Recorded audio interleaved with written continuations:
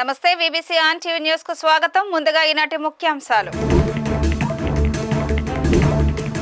ఆంధ్రప్రదేశ్ అన్ని రంగాల్లోనూ అభివృద్ధి చెందుతుందన్న సీఎం చంద్రబాబు. పెట్టుబడిదారులకు ఉత్తమ గమ్యమని దావోస్ ప్రసంగంలో వ్యాఖ్య. బీజేపీ విశాఖ జిల్లా అధ్యక్షుడిగా పరశురామరాజు ఏకగ్రీవం.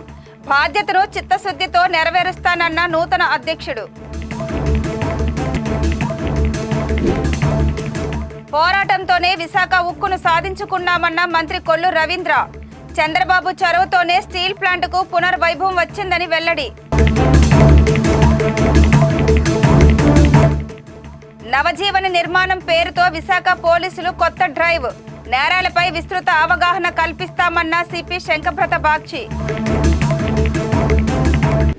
ప్రపంచ దేశాలకు భారతీయులు అత్యుత్తమ సేవలు అందిస్తున్నారని సీఎం చంద్రబాబు అన్నారు. దావోస్ లో జరుగుతున్న ప్రపంచ ఆర్థిక సదస్సులో భాగంగా సిఐఐ ఆధ్వర్యంలో గ్రీన్ ఇండస్ట్రియలైజేషన్ పై నిర్వహించిన సదస్సులో సీఎం పాల్గొని ప్రసంగించారు. ఈ సందర్భంగా సీఎం చంద్రబాబు మాట్లాడుతూ భారతీయుల జీన్స్ లోనే వ్యాపార లక్షణాలు ఉన్నాయన్నారు. హైదరాబాద్ ను అన్ని విధాలుగా అభివృద్ధి చేశామని, ప్రస్తుతం ఆంధ్రప్రదేశ్ ను అన్ని రంగాల్లోనూ అభివృద్ధి చేస్తున్నామని చెప్పారు. 1991లో ఆర్థిక సంస్కరణ 1999లో విద్యుత్ సంస్కరణలు ప్రవేశపెట్టామన్నారు. భారత ప్రధాని నరేంద్ర మోడీ శక్తివంతమైన దూరదృష్టి కలిగిన లీడర్ అని అన్నారు. ప్రధాని మోడీ 2047 నాటికి వికసిత భారత లక్ష్యంతో పని చేస్తున్నారని, ఆ లక్ష్యాన్ని ఖచ్చితంగా సాధిస్తామని స్పష్టం చేశారు. సంప్రదాయేతర ఇంధన వనరులైన సౌర, పవన, గ్రీన్, హైడ్రోజన్ ఉత్పత్తులపై ఎక్కువగా దృష్టి పెట్టామని చెప్పారు. AP green energy, green hydrogen hub గా మారబోతుందని, ఏపీలో విద్యుత్ ఉత్పత్తికి మంచి అవకాశాలున్నాయని అన్నారు. సుదీర్ఘమైన సముద్ర తీర ప్రాంతం, రవాణాకు అందుబాటులో పోర్టులు ఉన్నాయన్నారు. ఎలక్ట్రిక్ వాహనాలు ఉత్పత్తి చేసేందుకు తమ ప్రభుత్వం ప్రోత్సాహకాలు అందిస్తుందని సీఎం తెలియజేశారు. Indians are doing extremely well by serving the global community as on today. It will continue even for future. All these things are possible today. Again, we are having a right leader at right time. That is Narendra Modi, Honorable Prime Minister today. Very stable government. 11 years. You are seeing all over the world so many problems politically. In India there is a strong leader, visionary, and also is having clarity in administration or future. He prepared Vikasit Bharat 2047. I don't have any doubt you are going to witness. Already symptoms are we are seeing. By 2047, India will be number 1 or number 2. There is no doubt about it. I am totally confident. Just like industrialist, I am also having that proof of concept. Not decades. Within 2.5 decades, Hyderabad is the proof of concept today. Most livable city in India. All you name in advanced technologies, everything, either pharma, IT, BT, or finance, sports, everything, hospitals, everything we have done. We promoted, our people have done extremely well. One example, if all of you can see, 25 years back, that is early 90s, Bill Gates invented internet. 91, India started economic reforms, introduced economic reforms. From then onwards, I want to take advantage of it. I started in Andhra Pradesh, second generation reforms. Now anywhere if you go, so many Indian entrepreneurs and Andhra entrepreneurs. India is having one advantage, biggest advantage.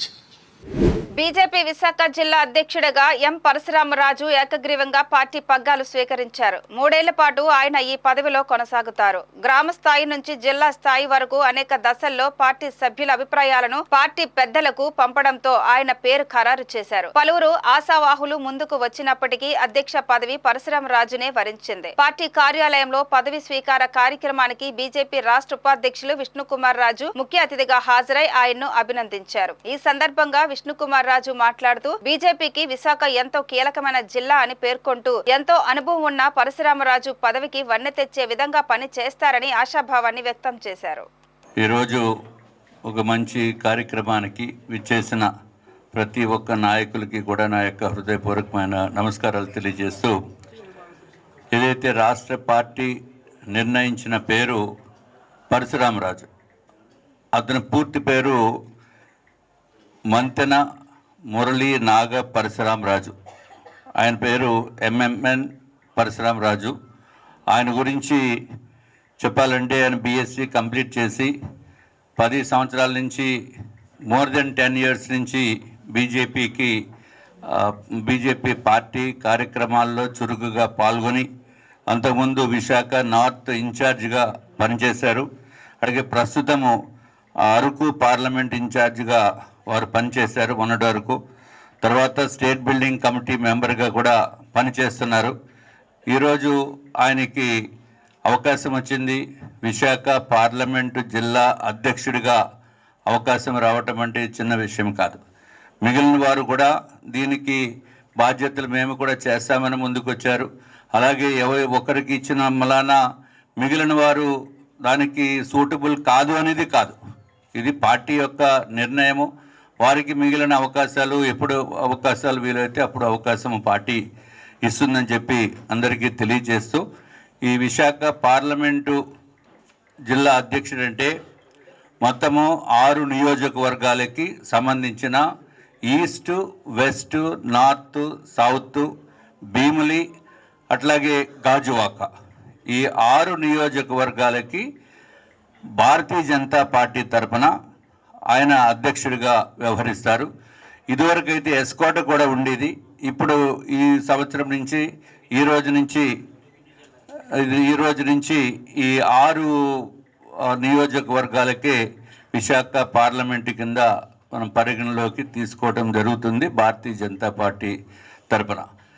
BJP రాష్ట్ర ప్రధాన కార్యదర్శి కాశీ విశ్వనాథరాజు మాట్లాడుతూ BJP ఒక క్రమశిక్షణ కలిగిన party అని, పరశురామరాజు నాయకత్వంలో అందరూ కలిసికట్టుగా పనిచేయాలన్నారు. పార్టీ ఒక విలక్షణమైన రాజకీయ పార్టీ. ప్రతి 3 సంవత్సరాలకు ఒకసారి సంస్థాగతంగా సభ్యత్వం చేసుకుని బూత్ కమిటీలు వేసుకుని గ్రామ స్థాయి నుంచి జాతీయ స్థాయి దాకా క్రమం తప్పకుండా ఎలక్షన్ జరుపుకుని అధ్యక్షులు నియమించుకుంటాం. బూత్ అధ్యక్షులు అందరూ కలిపి మండల అధ్యక్షులు అందరూ కలిపి జిల్లా అధ్యక్షులు అందరూ కలిపి రాష్ట్ర అధ్యక్షులు అందరూ కలిపి జాతీయ అధ్యక్షుడిని నియమించుకుని క్రమం తప్పకుండా చేసుకునే పార్టీ విలక్షణమైన రాజకీయ పార్టీ భారతీయ జనతా పార్టీ. అందులో భాగంగా గత 4 నెలలుగా సెప్టెంబర్ నుంచి కూడా సభ్యత్వం చేయడం, విశాఖపట్నం 2 రాష్ట్రాల్లో కూడా విశాఖపట్నం అత్యధిక స్థాయిలో మెంబర్షిప్ చేయడం, నిజంగా ఇక్కడ టీం అందరికీ కూడా అభినందనలు. అందులో భాగంగా గత 5 సంవత్సరాలుగా ఎన్నో ప్రయాసాలు కోర్చి గత అధ్యక్షులు చేశారు. కోవిడ్ సమయంలో కూడా ఇప్పుడు మనం నూతనంగా అధ్యక్షుడిని నియమించుకున్నాం. ఇప్పుడు ఇందాక తిరుపతిరావు గారు చెప్పారు, సుమారు 6-7 అప్లికేషన్ ఇచ్చారు. ఎవరైనా వాళ్ళందరూ కూడా సమర్థులే. భారతీయ జనతా పార్టీలో ప్రతి కార్యకర్త సమర్థుడే. 30 ఏళ్ళు, 25 ఏళ్ళు, 20 ఏళ్ళు నలిగి వచ్చిన వాళ్ళు, సమాజానికి సేవ చేయాలనుకున్న వాళ్ళు. ఇది పదవి కాదు, ఒక బాధ్యత. ఆ బాధ్యత స్వీకరించడానికి వాళ్ళందరూ కూడా ముందుకొచ్చారు. అయితే రకరకాల కాంబినేషను, ఈక్వేషను, పర్మిటేషను రాష్ట్ర వ్యాప్తంగా 26 జిల్లాల్లో ఇవన్నీ చూసి పార్టీ ఒకరిని నియమిస్తుంది.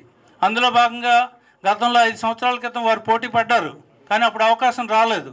ఇప్పుడు యునానిమస్గా ఎక్కువ సంఖ్యలో వారికి అభిప్రాయ సేకరణలో కానీ పెద్దల నుంచి కానీ అందరికీ మద్దతు వచ్చింది. అలాగే ఈరోజు వారికి అవకాశం వచ్చింది. పరశురామరాజు గారికి హృదయపూర్వక అభినందనలు తెలియజేస్తున్నాను. నూతన అధ్యక్షుడు పరశురామరాజు మాట్లాడుతూ రాష్ట్ర పార్టీ తనకిచ్చిన బాధ్యతను చిత్తశుద్ధితో నెరవేరుస్తానన్నారు. సమన్వయంతో పనిచేస్తూ పార్టీ అభ్యున్నతికి కృషి చేస్తానన్నారు. రాష్ట్ర నాయకులు అలాగే ఇక్కడ ఉన్న మన కోర్ కమిటీ పెద్దలు, అలాగే మండల అధ్యక్షులు, మండల ప్రతినిధులు అందరూ కలిసి నా మీద ప్రేమతో, అభిమానంతో, నమ్మకంతో నాకు ఈ బాధ్యత ఇచ్చినందుకు ప్రతి ఒక్కరికి పేరు పేరున ధన్యవాదాలు తెలియజేస్తున్నాను. అలాగే భారతీయ జనతా పార్టీలో రాష్ట్రంలో విశాఖపట్నంకి చాలా పేరుంది. ఎందుకంటే ఇక్కడ మనకి ఎంపీ, ఎమ్మెల్యే, ఎమ్మెల్సీ అందరూ కూడా ఇక్కడ పనిచేయడం జరిగింది. అలాగే కార్యకర్తలు కూడా రాష్ట్రం మొత్తం మీద ఎక్కువ ఉన్న ప్రాంతం ఏదైనా ఉంటే అది విశాఖపట్నమే. అటువంటి ప్రాంతానికి నన్ను బాధ్యత తీసుకోమని చెప్పి పార్టీ ఇచ్చినందుకు చాలా హ్యాపీగా ఫీల్ అవుతున్నాను. అలాగే బాధ్యత నెరవేరుస్తానని మీ అందరికీ తెలియజేస్తున్నాను. ఈ పార్టీ ఇంత పెరగటానికి చాలామంది కృషితోటే ఈ స్టేజ్కి వచ్చింది. గురువు గారు పివి చలపతిరావు కానీ, డివి సుబ్బారావు గారు, అలాగే రంగమోహన్ గారు ఇలాగ చేస్తూ, అలాగే ప్రెసిడెంట్లైన, మాజీ ప్రెసిడెంట్లైన పృథ్వీరాజ్ గారు, మన సుబ్రహ్మరెడ్డి గారు, నాగేంద్ర గారు, పివి నారాయణరావు గారు, ఇటువంటి వాళ్ళందరూ కూడా కష్టపడి పార్టీని ఈ స్థాయికి తీసుకొచ్చారు. నేను ఈ స్థాయి నుంచి ఇంకా పై స్థాయికి తీసుకెళ్తానని, పార్టీ బలోపేతానికి సాయశక్తుల కృషి చేస్తానని మీ అందరికీ మాటిస్తూ, ఈ బాధ్యతలో మీరందరూ కూడా సహకరించాలి. ఎవరైతే మన సీనియర్ నాయకులు ఉన్నారో వాళ్ళందరూ సలహాలు తీసుకుంటూ మనమందరం కూడా కలిసికట్టుగా విభేదాలు లేకుండా అందరం కూడా పార్టీ పురోభివృద్ధి కోసమే మనందరం పాటుపడాలని, దానికి 24 గంటలు మీకు అందుబాటులో ఉంటానని మనస్ఫూర్తిగా తెలియజేస్తూ ఈ అవకాశం ఇచ్చి మీ అందరికీ ధన్యవాదాలు తెలియజేస్తున్నాను. Thank you. లక్షల మంది పోరాటం, వందల మంది ప్రాణత్యాగాలతో విశాఖ ఉక్కు పరిశ్రమను సాధించుకున్నామని, అలాంటి పరిశ్రమను ఆదుకునేలా కేంద్రం రివైవల్ ప్యాకేజీ ఇవ్వటం సంతోషంగా ఉందని రాష్ట్ర గనులు, భూగర్భ వనరులు, ఎక్సైజ్ శాఖ మంత్రి కొల్లు రవీంద్ర అన్నారు. విశాఖపట్నంలో జరిగిన మీడియా సమావేశంలో ఆయన పాల్గొన్నారు. ఈ సందర్భంగా మంత్రి రవీంద్ర మాట్లాడుతూ, కార్మికులు వందల రోజులుగా చేపట్టిన దీక్షలకు ఫలితం దక్కిందన్నారు. ఆంధ్రుల హక్కు విశాఖ ఉక్కు అనే నినాదానికి చంద్రబాబు మరోసారి ప్రాణప్రతిష్ఠ చేశారని తెలిపారు.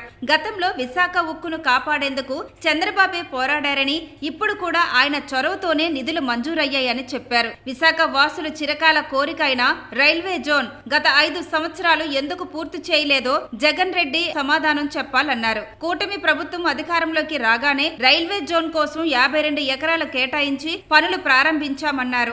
త్యాగ ఫలితంగా వచ్చినటువంటి విశాఖ ఉక్కు కర్మాగారానికి మరి దాదాపు అనేక వందల మంది త్యాగాలు చేశారు. వేల మంది మరి ఉద్యమంలో పాల్గొన్న, లక్షల మంది. సుదీర్ఘంగా సాగినటువంటి పోరాటంలో మరి విశాఖ ఉక్కును సాధించుకున్నాం. ఆంధ్రులందరూ కూడా గర్వంగా చెప్పుకునేవాళ్ళం విశాఖ ఉక్కు ఆంధ్రుల హక్కని. మరి అలాంటి ఉక్కు కర్మాగారాన్ని తిరిగి మళ్ళీ గౌరవ ముఖ్యమంత్రి వర్యులు నారా చంద్రబాబు నాయుడు గారు సారథ్యంలో తిరిగి మళ్ళీ ఆ ఉక్కు కర్మాగారానికి కేంద్రం నుంచి దాదాపు 11,400 కోట్ల రూపాయలు ప్రత్యేకంగా మరి కేంద్రం కేటాయించినందుకు ప్రధానమంత్రి నరేంద్ర మోడీ గారికి, అలాగే అమిత్ షా గారికి, అదేవిధంగా గౌరవ ముఖ్యమంత్రి వర్యులు నారా చంద్రబాబు నాయుడు గారికి, మరి సెంట్రల్ యూనియన్ మినిస్టర్ కుమారస్వామి గారికి, అలాగే శ్రీనివాస్ వర్మ గారికి, కేంద్ర మంత్రులు, ఆంధ్ర రాష్ట్ర కేంద్ర మంత్రులు, అలాగే రామ్మోహన్ నాయుడు గారు, మరి పవన్ కళ్యాణ్ గారికి, అందరికి కూడా ప్రత్యేకంగా స్థానికంగా నాయకులు ఆనాడు చేసినటువంటి పోరాట పటిమ. మరి రాష్ట్ర పార్టీ అధ్యక్షులు అయితే ఆమరణ దీక్ష చేశారు పల్లా శ్రీనివాస్ గారు, మరి గంటా శ్రీనివాసరావు గారు, ఇంకా అందరూ కూడా రాజీనామాలు కూడా చేశారు. ఆ రోజు ఎమ్మెల్యే పదవులు కూడా త్యాగం చేయడానికి కూడా సిద్ధపడ్డారు. మేమందరూ కూడా రాష్ట్ర వ్యాప్తంగా పోరాటం చేశాం. అలాగే కార్మిక వర్గాలు కొన్ని వందల రోజుల పాటు మరి దీక్షలు చేశారు అక్కడ. ఇవాళ ఈ తిరిగి మళ్ళీ దీన్ని ప్రాణప్రతిష్ఠ చేశారు గౌరవ ముఖ్యమంత్రి గారు నారా చంద్రబాబు నాయుడు. ఇది కొత్త కాదు. గతంలో కూడా ఇదే పరిస్థితి వచ్చినప్పుడు, ఆనాడు వాజ్పేయి గారు ప్రధానమంత్రిగా ఉన్నప్పుడు, అప్పుడు కూడా గౌరవ ముఖ్యమంత్రి గారు కేంద్రాన్ని ఒప్పించి మరి ఆ రోజున విశాఖ ఉక్కుని మళ్ళీ కాపాడుకోవడం జరిగింది. ఇవాళ మనం చూసిన 5 సంవత్సరాలు మరి వైఎస్ఆర్ పార్టీ నాయకులు, ముఖ్యమంత్రి జగన్మోహన్ రెడ్డి కబ్జా చేయాలని విశాఖ ఉక్కు కర్మాగారాన్ని, వేల ఎకరాల భూమిని కబ్జా చేయాలనే ఏకైక దురుద్దేశంతో కనీసం కేంద్రంతో ఒక్క మాట కూడా మాట్లాడకుండా మరి ఫోర్స్కా కంపెనీతో ఒప్పందం కూడా చేసుకోవడం జరిగింది ఆ రోజున.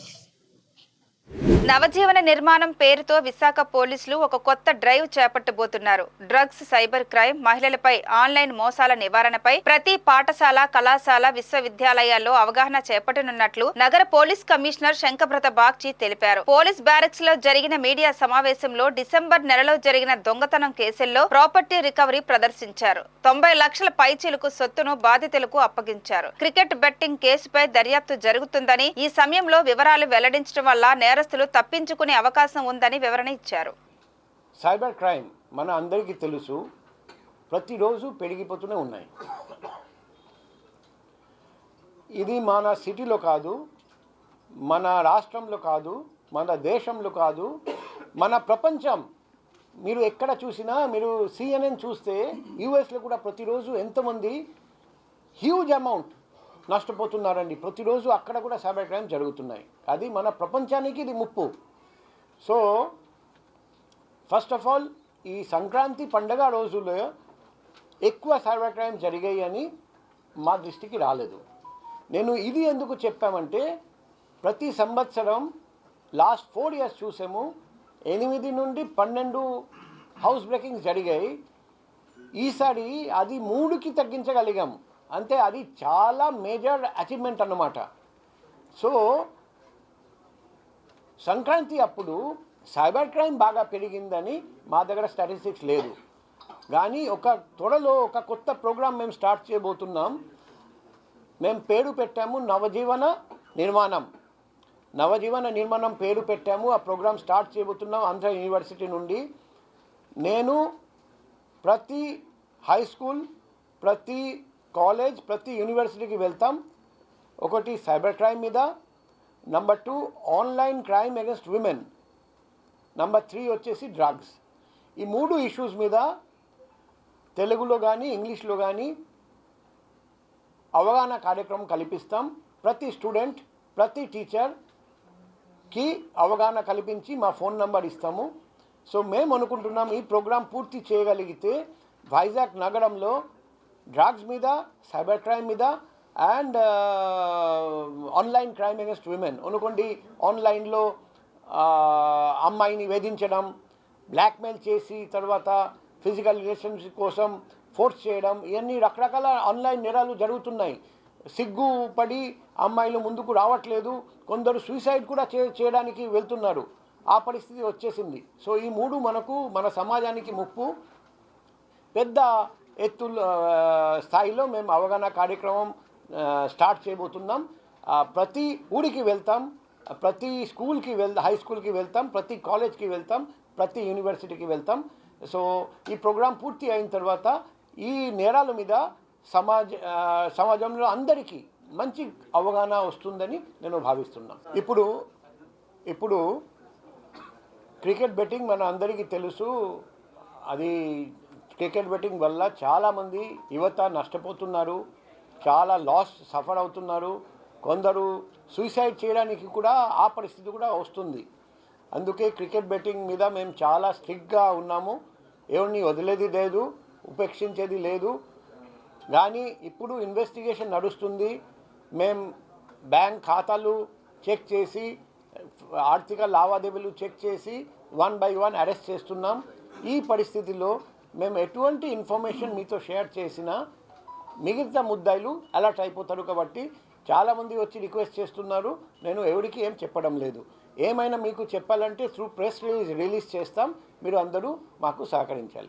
నార్త్ జమ్మూ కాశ్మీర్ లో ఇండియన్ ఆర్మీకి ఉగ్రవాదులకు మధ్య జరిగిన కాల్పుల్లో చిత్తూరు జిల్లాకు చెందిన జవాన్ కార్తీక్ మరణించారు. తీవ్రవాదులతో జరిగిన కాల్పుల్లో తీవ్రంగా గాయపడిన కార్తీక్ చికిత్స పొందుతూ కన్నుమూశారు. కార్తీక్ స్వస్థలం చిత్తూరు జిల్లా బంగారుపాలెం మండలం ఏగువ రాగిమానుపెంట రైతు కుటుంబానికి చెందిన కార్తీక్ 2017లో ఆర్మీలో చేరారు. కార్తీక్ మరణంతో ఆయన స్వగ్రామంలోనూ మండలంలోనూ తీవ్ర విషాదం నెలకొంది. కార్తీక్ మృతదేహం ఈ రోజు అర్ధరాత్రికి స్వగ్రామం చేరుకోనుంది. రేపు స్వగ్రామంలో కార్తీక్ అంత్యక్రియలు ఆర్మీ అధికారుల ఆధ్వర్యంలో జరగనున్నాయి.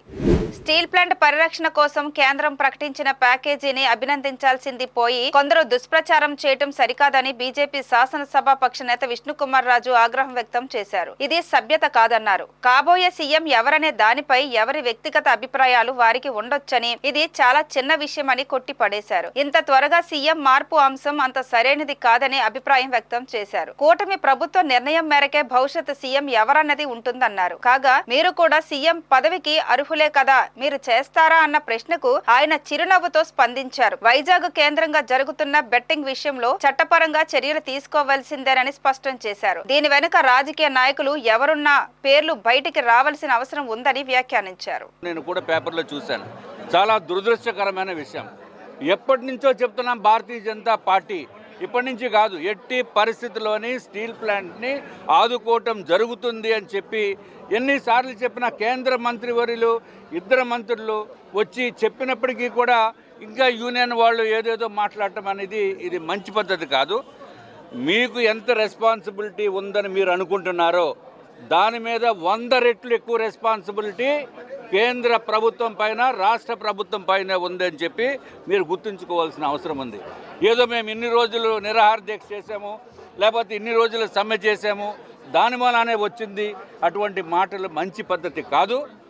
మీరు కూడా ఎక్కడన్నా కూడా భారతదేశంలో విపరీతమైన లాసెస్లో ఉన్న ఏ ఆర్గనైజేషన్కి కూడా ఇప్పటి వరకు ఇంత పెద్ద ఎత్తున 11,440 కోట్ల రూపాయలు గ్రాంట్ కింద ఇచ్చి సహాయం చేయటం అనేది దేశంలో మొట్టమొదటిసారిగా జరిగింది. అది దానికి కారణము రకరకాల కారణాలు. భారతీయ జనతా పార్టీ, తెలుగుదేశం పార్టీ, అట్లాగే పవన్ కళ్యాణ్ గారు, కూటమి పార్టీ కూడా కేంద్ర ప్రభుత్వానికి నివేదించిన తర్వాత అక్కడ కేంద్రంలోని ఇక్కడ రాష్ట్రంలోని డబుల్ ఇంజిన్ సర్కారు ఉన్న మలాన ఈరోజు మనం స్టీల్ ప్లాంట్ని రక్షించుకోగలిగిన పరిస్థితి వచ్చింది.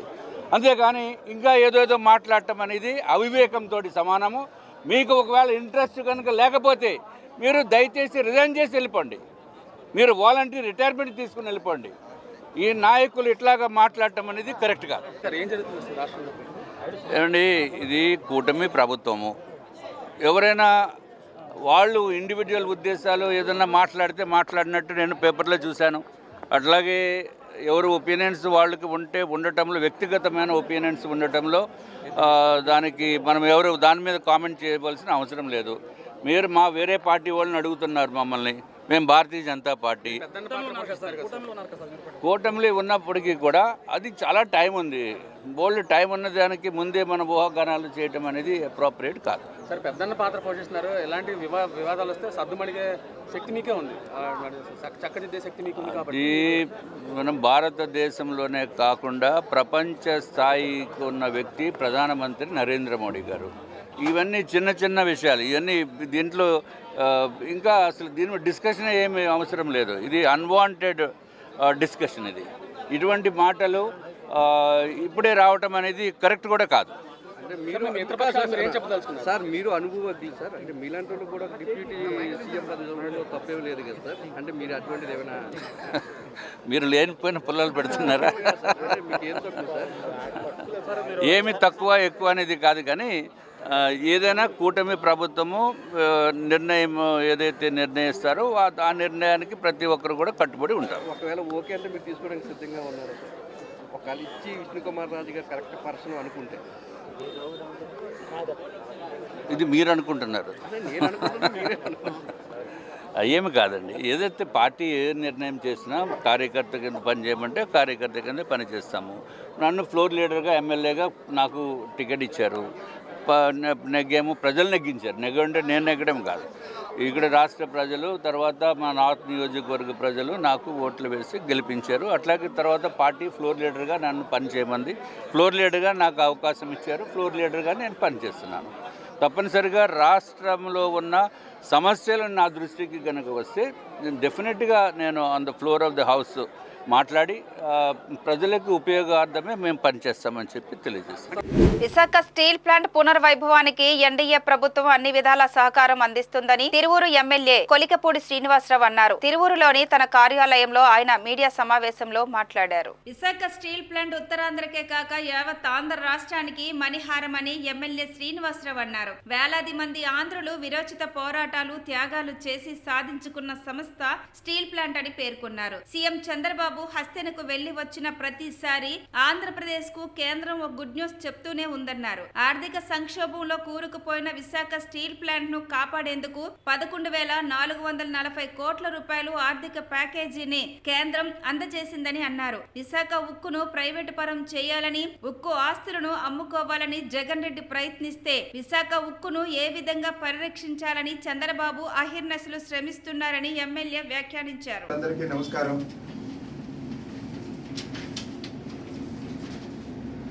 గత కొద్ది రోజులుగా కేంద్ర ప్రభుత్వం విశాఖ ఉక్కుని నిలబెట్టడం కోసం, కాపాడటం కోసం ప్రకటించిన 11,440 కోట్ల రూపాయల ప్యాకేజీ గురించి రాష్ట్ర ప్రజలందరూ గత కొద్ది రోజుగా మీడియాలో చదువుతున్నారు. మన రాష్ట్రంలో చాలా పరిశ్రమలు ఉన్నాయి. విశాఖ ఉక్కు ప్రాముఖ్యత ఏంటంటే, విశాఖ ఉక్కు ఆంధ్రుల హక్కు అనే నినాదంతో పోరాడి సాధించిన ఒక కేంద్ర ప్రభుత్వ రంగ సంస్థ. విశాఖ ఉక్కు ఒక పరిశ్రమగానే కాక ఉమ్మడి ఆంధ్రప్రదేశ్లోను, ఇప్పుడు విభజిత ఆంధ్రప్రదేశ్లోను, ముఖ్యంగా ప్రస్తుత ఆంధ్రప్రదేశ్లో అభివృద్ధికి, ఆత్మగౌరవానికి ఒక గుర్తుగా విశాఖ ఉక్కుని మనం చెప్పుకుంటాం. మరి ఇలాంటి ఇంత ప్రాధాన్యత ఉన్న విశాఖ ఉక్కు కర్మాగారం గత 5 సంవత్సరాల్లో జగన్మోహన్ రెడ్డి గారి ప్రభుత్వం, జగన్మోహన్ రెడ్డి గారి మీద ఉన్న కేసుల వల్ల కేంద్ర ప్రభుత్వాన్ని జగన్మోహన్ రెడ్డి గారు విశాఖ ఉక్కు పరిరక్షణ కోసం గట్టిగా అడగలేని కారణంగా నష్టాల్లో కూరుకుపోయి ప్రమాదంలో ఉన్న సమయంలో మాజీ ముఖ్యమంత్రి జగన్మోహన్ రెడ్డి గారు విశాఖ ఉక్కుని ప్రైవేటు పరం చేయాలని ప్రయత్నం చేశారు. అలాగనే విశాఖ ఉక్కు కర్మాగారానికి రైతులు ఇచ్చిన కొన్ని వేల ఎకరాల భూముల్లో ఒక 7,000 ఎకరాల భూముల్ని అమ్మితే తప్పేంటి అని గత ప్రభుత్వం ప్రయత్నం చేసింది. తెలుగుదేశం పార్టీ జిల్లా స్థాయి సమావేశం విజయనగరంలో జరిగింది. పార్టీ జిల్లా అధ్యక్షుడు కిమిడి నాగార్జున ఆధ్వర్యంలో జరిగిన ఈ సమావేశంలో విజయనగరం జిల్లా ఇన్ఛార్జ్ మంత్రి వంగలపూడి అనిత, మంత్రి కొండపల్లి శ్రీనివాస్, ఎమ్మెల్యేలు, వివిధ కార్పొరేషన్ల చైర్మన్లు, డైరెక్టర్లు పాల్గొన్నారు. ఈ సందర్భంగా మంత్రి కొండపల్లి శ్రీనివాస్ మాట్లాడుతూ తెలుగుదేశం పార్టీ కార్యకర్తలు క్రమశిక్షణకు మారుపేరన్నారు. గత ప్రభుత్వంలో టీడీపీ నాయకులు, కార్యకర్తలు అనేక ఇబ్బందులు పడ్డారని, అయినా సమస్యలపై విరోచితంగా పోరాటం చేశామని చెప్పారు. టీడీపీ నాయకులకు, కార్యకర్తలకు పార్టీ ఎప్పుడూ అండగా ఉంటుందని హామీ ఇచ్చారు. కేంద్ర ప్రభుత్వ సహకారంతో రాష్ట్రంలో అభివృద్ధి కార్యక్రమాలు జరుగుతున్నాయని, రాష్ట్రంలో ఆర్థిక పరమైన ఇబ్బందులు ఉన్నా ప్రజలకు ఎలాంటి ఇబ్బందులు లేకుండా పరిపాలన జరుగుతుందని మంత్రి కొండపల్లి పేర్కొన్నారు. ఈరోజు సుమారు 40 సంవత్సరాలు పైబడి ఈరోజు జిల్లాలో తెలుగుదేశం పార్టీ నడుస్తుంది. మనం చూసాం ఎంతోమంది పెద్దలు ఈరోజు జిల్లానికి ఒక పెద్ద ఎసెట్ కింద తెలుగుదేశం పార్టీ ఒక పెద్ద ఎసెట్ కింద తెలుగుదేశం కార్యకర్తలు ఒక పెద్ద ఎసెట్ కింద తయారు చేసి ఈరోజు మాకు యువ నాయకత్వానికి మీరందరూ కూడా అప్పచెప్పారు. ఈ జిల్లా తాలూకా కుటుంబ సభ్యులు మీరందరూ కూడా పార్టీకి చేదోడు వాదాడుకుంటూ సుమారు 40 సంవత్సరాలుగా ప్రతి యాక్టివిటీలో కూడా ప్రతి పార్టీకి కావాల్సిన ప్రతి యాక్టివిటీలో కానీ ప్రభుత్వానికి కానీ మీరందరూ కూడా ఒక పెద్ద సహాయం చేస్తూ మీ కుటుంబాల్లో ఎంతోమంది ఆర్థిక నష్టాలు అవ్వచ్చు, లేకపోతే టైం అవ్వచ్చు, మీరందరూ కేటాయించిన టైం అవ్వచ్చు, ఇవన్నీ కూడా సహకారంతోనే ఈరోజు మళ్ళీ మనం పెద్ద ఎత్తున 92% మ్యాండేట్ వచ్చి ఈ జిల్లాలో 100% మ్యాండేట్ వచ్చి మొత్తం అందరినీ గెలిపించుకునే దశగా ఈ కూటమి ప్రభుత్వం ఏర్పడడానికి మీ అందరూ కూడా సహకారం వల్లే గెలిచామని చెప్పడంలో ఎటువంటి సందేహం లేదు. మరి చాలా మంది గత 5 ఏళ్ళుగా ఎటువంటి ఇబ్బందులు పడ్డారో మనం చూసాం. గత 5 ఏళ్లలో గత ప్రభుత్వం ఎటువంటి విరీతమైన చాలా దారుణమైన పరిపాలన చేశారు. చాలా మంది ఇష్యూస్ ఉన్నాయి. ఇష్యూస్ ఆర్థికపరమైన ఇష్యూస్ అవ్వచ్చు, లేకపోతే కేసులు అవ్వచ్చు, ఇవన్నీ కూడా సాల్వ్ చేయడానికి ఇక్కడ ఉన్న మా శాసనసభ్యులు అవ్వచ్చు, సీనియర్ నాయకులు అవ్వచ్చు, వీళ్ళందరికీ తోడుగా నేను కూడా ఉంటానని ఈ వేదిక ద్వారా తెలియజేస్తున్నాను. మీకు ఎటువంటి సమస్య ఉన్నా నేను కానీ అలాగే జిల్లా పార్టీ అధ్యక్షులు శ్రీ నాగార్జున గారు అవ్వచ్చు కానీ అని పలుమార్లు చెప్పాను. మంత్రి నేను అవ్వచ్చు కానీ జిల్లా పార్టీని నడిపించాల్సిన బాధ్యత నాగార్జున గారిది. నువ్వు మంత్రితో సమానం. నీకు ప్రతి మండల ఆఫీస్ కానీ, రెవెన్యూ ఆఫీస్ కానీ, కలెక్టర్ ఆఫీస్ కానీ అన్నీ కూడా నీకు యాక్సెస్ ఉంటాయి. మీరు కూడా మాకు కొంచెం చేయూతను కల్పించి ఈరోజు ఎంతో మందికి మనం ఎంత టైం ఇస్తే అంతమందికి హెల్ప్ చేసే అవకాశం ఉంటుంది కాబట్టి ఆయన కూడా కోరడం జరిగింది. అలాగే పార్లమెంట్ సభ్యులు కూడా మీ ముగ్గురు కూడా వారానికి ఒక రోజు జిల్లా పార్టీ కేంద్రాలలో మేము అందుబాటులో ఉంటాము. జిల్లా సమస్య అవ్వచ్చు, లేకపోతే రాష్ట్ర సమస్య అవ్వచ్చు, మీరు ఏవైనా మాకు తీసుకొచ్చి మీ శాసనసభ్యులు ద్వారా మాకు తీసుకొస్తే ఖచ్చితంగా పరిష్కరించడానికి, దానికి ఎటువంటి సమస్య ఉన్నా దాన్ని పరిష్కరించేందుకు పూర్తి స్థాయిలో మేము కార్యాచరణ చేయడానికి సిద్ధంగా ఉన్నామని ఈ వేదిక ద్వారా తెలియజేస్తున్నాను. ఈ వార్తలు ఇంతటితో సమాప్తం. మరిన్ని విశేషాలతో మళ్ళీ కలుద్దాం. అంతవరకు సెలవు. నమస్కారం.